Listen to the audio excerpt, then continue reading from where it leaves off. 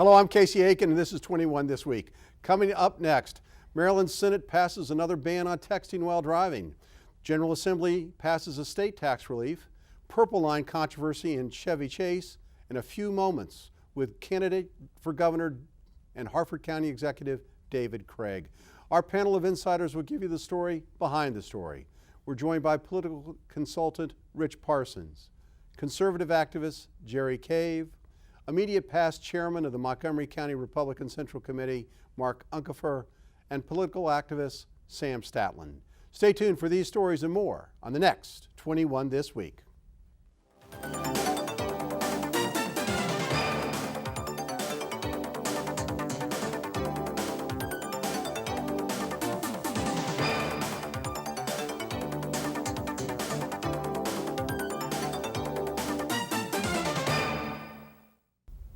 And welcome back. This week in our series of political profiles, we're sitting down with Harford County Executive and now Republican candidate for governor, David Craig. Welcome, Mr. Craig. Pleasure to be here. Thank you for coming. Appreciate your taking the time to meet with us today. One of the things that we are trying to do in this profile series is to allow Montgomery County voters an opportunity to get to know those who are seeking public office. You're in your third term as county executive in Harford County. And before that, you were a teacher in the Harford, I almost said Montgomery County, in the Harford County public school system. So why in the world did you ever want to get into politics? I taught government and history in middle school, so I knew that it was important. But in 1979, the city of Howard Grace was in a little bad shape, and had lived there my entire life and was married, had 3 children.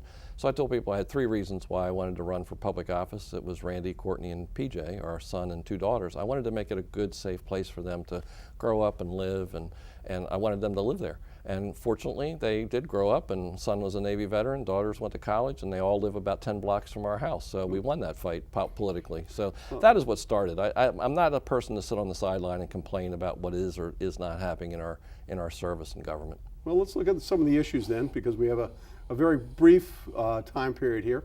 You've been quoted as saying that Maryland is losing the economic race in this region, and with it, thousands of businesses and jobs to neighboring states. We argue about that on my panel every week. So what would you do as governor to reverse the trend? We have seen a tremendous decline in people living here that have moved out.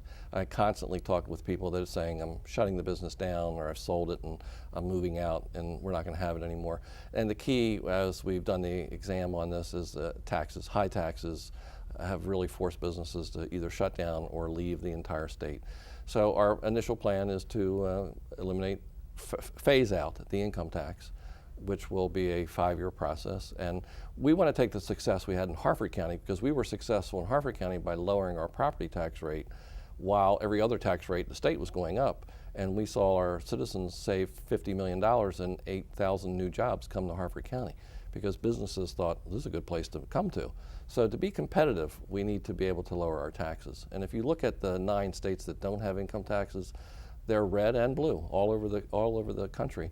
They represent 20% of our population, but 64% of the new jobs. So we want to be competitive with them. So what are you going to replace that tax revenue with? I mean, what sources of income or revenue will replace that income tax revenue? First, you will see your base grow with new businesses coming in, and that will increase people buying things, so sales tax revenues will go up, and your property tax revenues will go up and things like that. But the second thing is to spend less money. We need to be more intelligent about how we spend it. And we're very proud in Harford County just 2 weeks ago, for the first time in the history of our county, and we're about the same age as Montgomery County, a little bit older, we're 1773. For the first time we went to AAA bond rating, because we had lowered our tax rate and had made such a diverse economy that all of the agencies looked and said, you're doing a really great job on how you're spending the money. So the first thing to do would be to lower our spending by 3%. I think the average person knows they can live on 3% less, and that would be $1.2 billion in Maryland. Now, one of the big controversial topics that have been bubbling up over the last 6 months is the Maryland Healthcare Exchange. Yes. How would you impact the Maryland Healthcare Exchange if you were governor? It was unfortunate that almost $250 million was spent on this new ability to make access to it, and we had enough brokers who are already existing in the state of Maryland who could have done that. We could have told the citizen, we will give you the fund to register with whichever client you want to register to, whichever business you want to register to, and it could have been done quickly. And I was watching the Super Bowl this year, and Blue Cross Blue Shield came on and said it would only take 10 minutes to become one of our clients. These private companies could have taken care of that, so the money could have just shifted from, instead of creating this new bureaucracy that failed pretty badly in the state, we could have let someone who already existed have taken care of that and provided it. Well, one of the other questions related to healthcare is how to attract other healthcare companies and insurance companies into the state. There's a very limited pool of healthcare insurance companies. Yes, there are. So how do you expand the pool? Because the competition will drive down the cost. Well, and that is one of the things. Better competition does make it so you do bring in more businesses. And I can tell you that I serve on the shock trauma board, so we see it from that side, and my wife serves on the Upper Chesapeake Healthcare Board, so we see the effects of how it's actually handling the hospitals and the doctors who handle this and the nurses. So we do know that more insurance companies could come in, but I have a friend who's on my committee who said, I've just sold my business because it's undermining what we're doing, and they're trying to make this a government-operated agency as opposed to a private-operated agency. And it is much, I'm sure you don't want to go online to buy your tickets to get on a plane somewhere. We don't want government to run that. It would have been better for you to go online yourself when you wanted to select which company you wanted to deal with. Well, we have lots of choices on to where we want to go fly for vacation, but one of the things we don't have a lot of choices for, and one of the things we're very concerned about here in Montgomery County, is our education system. Yes. You've been quoted as saying that you would like to do away with the Common Core testing. Well, then how do we know and how do we measure whether our students are going to reach a level of success? Well, we can go back to one of your original comments. I was a teacher and assistant principal at middle school for 34 years in Harford County, and I knew I wanted to be a teacher from the time I was in 6th grade. Went to Towson State College at the time and Morgan State University to learn how to be a teacher. And what I tell people is that I've done all the things about student evaluations as a professional teacher, and I've done testing and those things. That's not up to politicians to do. Politicians should not decide student achievement. They should not decide how teachers are evaluated, nor should they decide what kind of curriculum takes place. That belongs to the Board of Education, your superintendent, the principal, and the teacher. Education is not about Common Core, it's about common sense. And it's about the teacher and the children in the classroom. And if you're a teacher, you understand what children are facing when it comes to testing. If you look, they're finally admitting that MSA testing has not been very successful in how students are evaluated. And so they're finally moving that out. And I can tell you that when students came into my class to be taught, I could examine the test and find out, why did they do well? Why didn't they do well? Was it a problem that I had presented to them, or was it something else? So testing's not the best way to decide how a student achieves. Well, we've got only time for one more question, okay. and then we're going to be out of time. And one of the big issues that many in Montgomery County are concerned about is the fracking issue in Western Maryland. Yes. And Cove Point in the Chesapeake. What's your position on those two issues? Well, if you look at just the fracking issue itself first, and you look at Garrett County, which is where almost all of it would be, most of those businesses were going to lease space from someone in Garrett County, and then they were going to do it there. And there was concern about the environmental issues, particularly with water. Well, now they've all moved out, but if you look at where they're doing it right on the border of Garrett County, and they're coming in under the Maryland line anyway, because that's the way it's been done. So it would be better if we let it happen here in Maryland and we had some control over it, rather than letting Pennsylvania, Virginia, and Pennsylvania. And well, I don't want to. I'm sorry, we are running out of time, and this is pleasure. There's a lot to talk about, but I take it from your comments that you're in favor of lifting the moratorium. I think we do need to lift the moratorium. Okay. Yes. All right. Well, I want to thank you for being here because it's great. It gives me an opportunity to meet the candidates. It's an exciting race. I think we've got a lot of dynamic challengers. I appreciate you taking the time to come here. And next week, we will profile Montgomery County Executive Ike Leggett. And the following week, we're going to sit down with someone who wants to replace Mr. Leggett, and that being Councilman Phil Andrews. Stay tuned for our panel, where we're going to discuss the controversy affecting the Purple Line and the latest happenings in Annapolis. Stay tuned after this short break. Thanks. Thank you. That was fun.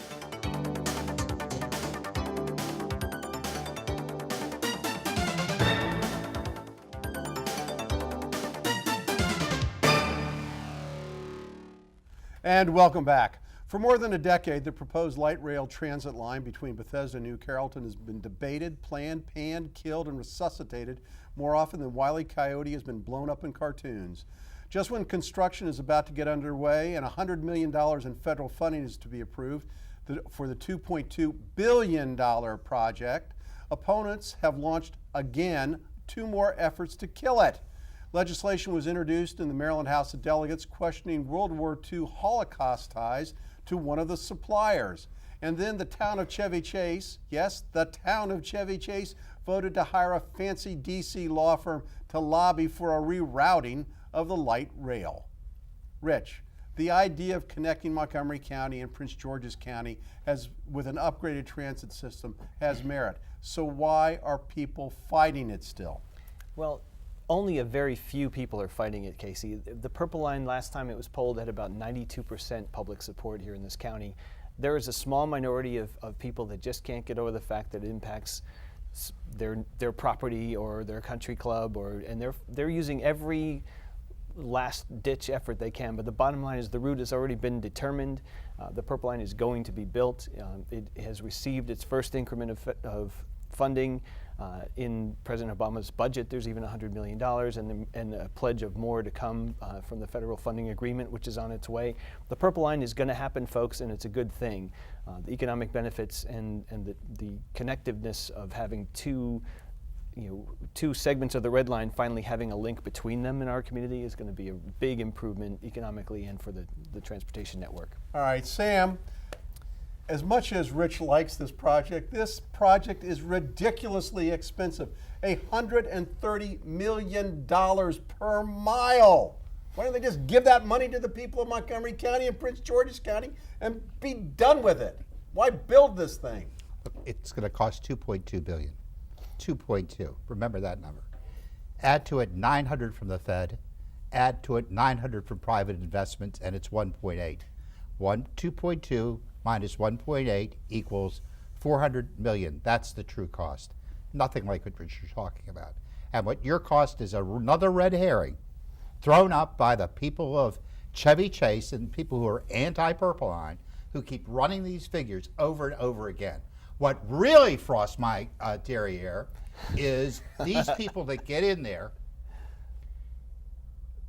elected officials amongst them, including Carr and Walt Stryker in Chevy Chase, who did absolutely nothing but lie to their constituents, promising to try and block this project, which is a done deal. Folks, this is a done deal. It's over. And secondly, you got a guy, our county council guy, Berliner, and what's he do? He's setting up another committee to study this thing. And who does he appoint to this committee? The same people that were on there before. And what are they going to say? Oh, we shouldn't build this thing. Now, all 3 of those guys should have been working with the people in Chevy Chase, as others work with the people of Columbia Country Club, to mitigate the impact on the Purple Line in their community. I don't know how much Chevy Chase has spent. We're talking $350,000 lately.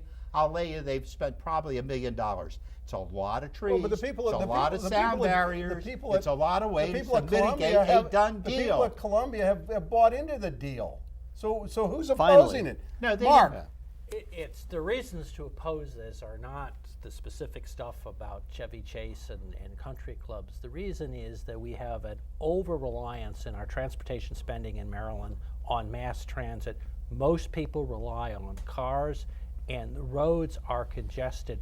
The promise that somehow you're going to be able to divert traffic from the roads to the mass transit, we've got 3 decades of experience. It hasn't worked. But Jerry, isn't that argument already lost? That this is a done deal. The Purple Line is going to be built. It's not over till it's over, Casey. Don't say that. Listen, it's this over. is very simple. There's no way, no how that they should trust people in Maryland and Montgomery County with a project like this. They have blown the deal in Silver Spring. Well, where are they going to build it, Jerry? Hold on, I'll make this all clear to you. They have overspent and blown the deal in Silver Spring. As Mark pointed out earlier, the ICC costs 5 times what an equivalent road in Virginia. Just hold on for a minute. You got 10 seconds. There is no way they should do this. You want to alleviate the traffic? Get rid of the ridiculously high toll on the ICC. Make it $1. You'll alleviate the traffic, do much better, and you'll raise more money. And Parsons, don't say anything because you're wrong. Sam, Sam, wrap it up for us with the last 15 seconds. The Purple Line's a done deal. Thank it's you. going to be built. Thank you, Sam. Appreciate it. One thing, Casey, minute. I'll have the last word. The $2 billion is a good investment. We're going to get many times that $2 billion back in remember job the creation 2.2. and economic It ain't going investment. to be Boys. 2.2 Boys. when It's it not gets all finished. traffic. Boys. We'll get many times that We back. get to argue about something else now, okay? All right.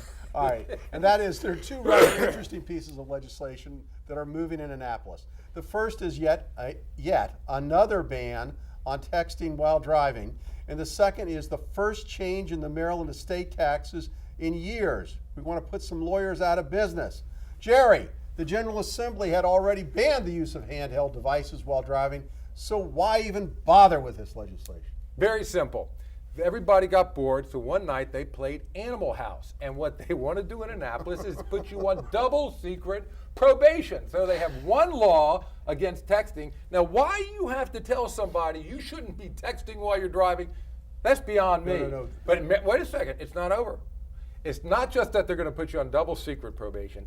The next time they meet, it's going to be what you're texting. And if it's politically incorrect, the penalty will be even Jerry, stiffer. let's not get carried away here. The real issue is, do we need more criminal penalties for people who text while driving? That's the bottom line. Look, we're talking a serious situation. When you're texting, you're being distracted. And it's a loophole. Using the phone is okay, wireless it's okay. They also, within this bill, allowed for, if you have a system that types in automatically for you, that seems to be okay. The idea is to take a device out of your hands so that you can prevent deaths. And believe me, this is what I do for a living is, I process auto insurance claims, and people are so distracted by cell phones with the existing law and with texting that there's a lot of lives lost. We need to protect people. Right, and this And bill it's a shame, this really. bill stiffens the But penalties so they're there's- equivalent there's- to what you get for there's drunk already- driving. There's already laws Right. about reckless driving and driving, There are. and homicide lives. Why do we need another law? I'm in a against those perfect things, world. Casey. So they should be against. They should be. Look, I'm not, heavily I'm not- penalized. I'm not in favor of people, operating a car illegally, but come on. Enough's enough. Mark, I'm going to go to you on a different topic. I'm sorry, we're running out of time.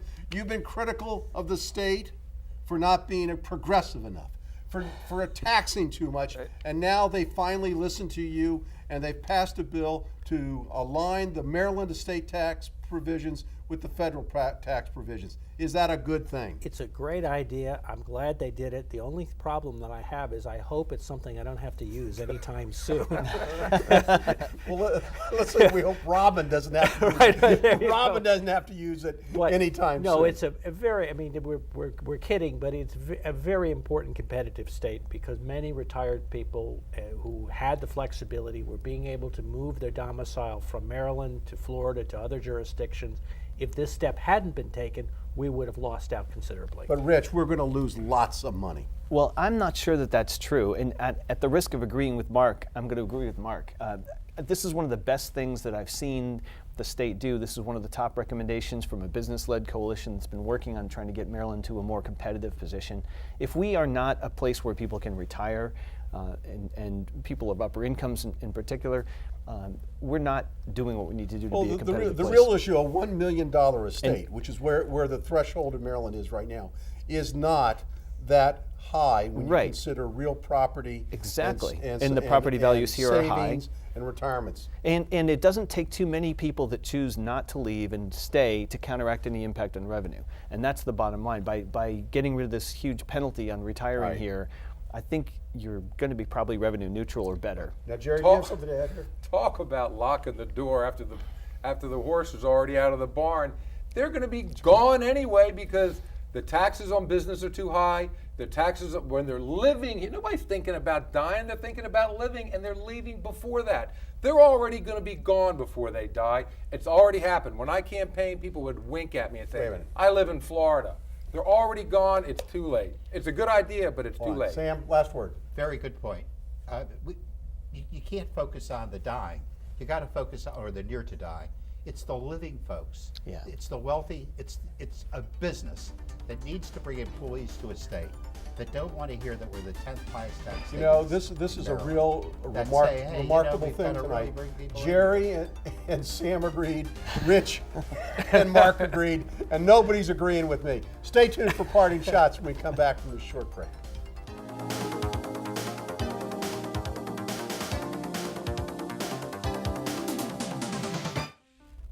And welcome back. Now with parting shots, Mark Uncapher. Thank you, Casey. And one of the bad ideas that the legislature is considering is the increase in the tax protection for the show, The House of Cards. If you total up the number of dollars that are involved in this tax credit over 3 years, 3 seasons, it's over $30 million. There are better things that we can be spending our money on, and also more productive ways that we can help business. Thank you, Mark. Sam Statland, your parting shot. My parting shot goes to all members of the legislature and elected officials that waste public funds by introducing pieces of legislation that are absolutely wasteful and have no meaning, and do so because they want to pander for votes. And that includes people on the purple line, issues we just talked about. That includes a really wonderful idea in Kensington on light poles that would have required an amendment.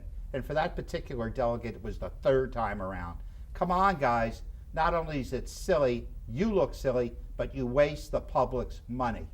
Thank you, Sam. Rich Parsons, your parting shot. Well, we just talked about an issue that created a very rare occurrence here on this show. We all kind of agreed on the estate tax issue, but I wanted to leave a parting shot for our Governor Martin O'Malley, because this issue is actually not concluded. The bill has actually passed the House and the Senate. It's now arrived on Martin O'Malley's desk, and my parting shot is an appeal. Hey, if the people on this show can agree that this is good policy, the legislature can overwhelmingly agree it's good policy. Let's see you sign the bill and put it into effect. Thank you, Rich. Jerry Cave, your parting shot. We are so close to the forest, we just can't figure out what's going on, but the answer could not be more obvious. We're all sitting here trying to shove another 5 pounds of potatoes into a 5-pound bag that already has 25 pounds in it. You can't make it work around here. You don't have enough local leadership to make the transportation work. We shouldn't have all of these federal entities in Washington. They've recently come up with this thing called the Internet, which means you could move some of these things to other parts of the country, which would have 3 nice benefits.